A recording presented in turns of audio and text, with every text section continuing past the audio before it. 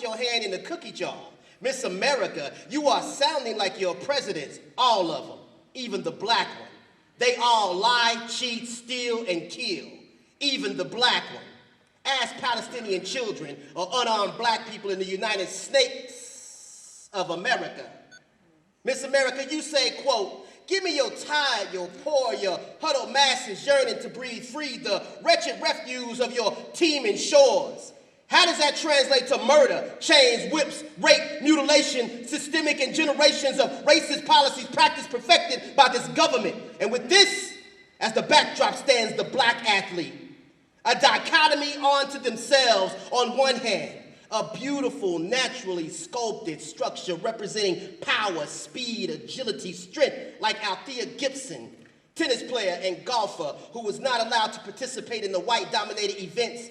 Althea Gibson stood at 5'11" and resisted and persisted, and in 1956 became the first black woman to win a Grand Slam champion. Black filmmakers, where her film at? In a different time and space, masters would have called these magnificent beings mandingos. Now masters or owners like Jerry Jones call them his and take away their First Amendment like George, not Jefferson, but Washington. Dear white America, I see you. I see how you envy that body, but all those things you envy now, those things can get you killed or tased like Sterling Brown on a winter's night in Milwaukee. See, good people, don't you see? Like that wretched song says, oh, say, can you see the officers, how they are so scared with their guns out? And we need to make sure we continue to do what we need to do to make white America feel comfortable. Like ladies, you should do what you need to do to make men feel comfortable. Because then when ladies are attacked, maybe we should start holding the attacker responsible, not the victim. But, Miss America, your draws are starting to stink because you keep having accidents. And your accidents leave us dead or battered and bruised. Do you need a diaper? White America, you discount the black athlete's tongue, their mind, their conviction, their right to say, I am a black woman first. I am a black man first, then I'm an athlete. White America, your ignorance is glowing so bright, the light of truth drowns historical facts. So we think that Colin Kaepernick's knee is an isolated incident. Never mind that the national anthem wasn't even broadcast till 2009. But that protest, it's on a continuum. Dateline, 1970, Syracuse, New York. Meet the Syracuse 8. It was actually 9, but what's another number when it comes to our stories, right? 9 brothers who wanted to peacefully protest football practice at the University of Syracuse that would benefit both white and black players. But when it got reported, that little part of the story got left out, made it seem like the brothers were only about themselves. They wanted things like a new doctor because the team doctor was an OBGYN whose treatment for any injury was ice and rest. Like hiring a black assistant coach to better connect with the black players. Those players were told by their coach, either you are black or you are a football player. Those 9 potential first-round draft picks sacrificed the season and ultimately their football careers. Black filmmakers, where they film at? Can we talk about before Kaepernick took that knee, it was black women leading the path to protest police brutality as usual. 4, not little black girls, but 4 grown black women, WNBA stars who wore black shirts to protest the killing of Philando Castile in Minneapolis the summer before Cap took that knee. Again, black women taking a stand and not getting their credit for what else is new, right? Because it's a man's world. And who lives, who dies, who tells the stories right. Telegram to Lin-Manuel Miranda, stop.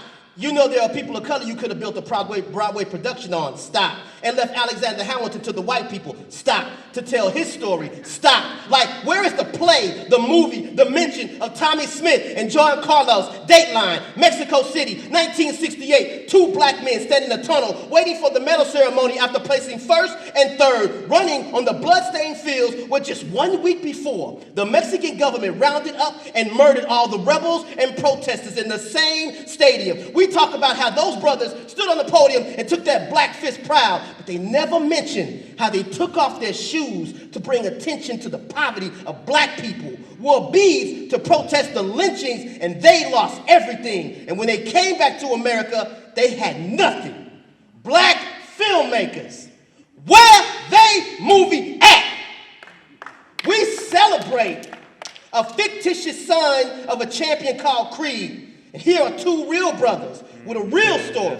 And when the movie comes out, can we find some other brother besides Chadwick Boseman? I mean, come on, man. He my dude, but damn, Gina, he can't be all the black heroes. I mean, you already played James Brown, Jackie Robinson, Thurgood Marshall, and T'Challa? Come on, my G. Give somebody else a shot. Dateline, 1967. A young, braggadocious Louisville slugger named Cassius Clay becomes the heavyweight champ and finds his voice, his spirit in the Nation of Islam, changes his name to Ali, and refuses to honor his draft request like the white America refused to honor his name. White America, you couldn't call him by a selected name, but you sure could call him nigger, coon, jigaboo, boy, like our president calls modern-day protesters sons of bitches. But Ali, he stood for his religious beliefs, refusing to kill brown poor people when the country he would be killing them for uses hoes and batons on women and children of color. Muhammad Ali's lost 3 years, prime years of a professional career to stand up for his beliefs. Or Jackie Robinson, who broke the color line of baseball. Or Kurt Flood, who challenged the rule that players are not property and set up free agency for all professional sports. Or Earlene Brown and Wilma Rudolph, who fought for equality for women. Derrick Rose was the first to wear that I Can't Breathe shirt to protest the killing of Eric Garner. And Arthur Ashe, who most black people continue to ignore, a tennis guard and civil rights hero. Black filmmakers, where they movie at? But these moments from the black athlete are too far in between. See, today, when I was a child, I remember the black athlete not afraid to speak up or out. So maybe you were white America. You throw enough money at a problem and it will go away. The black athlete is in a tough position. They're not afforded the privilege to just be like their white counterparts.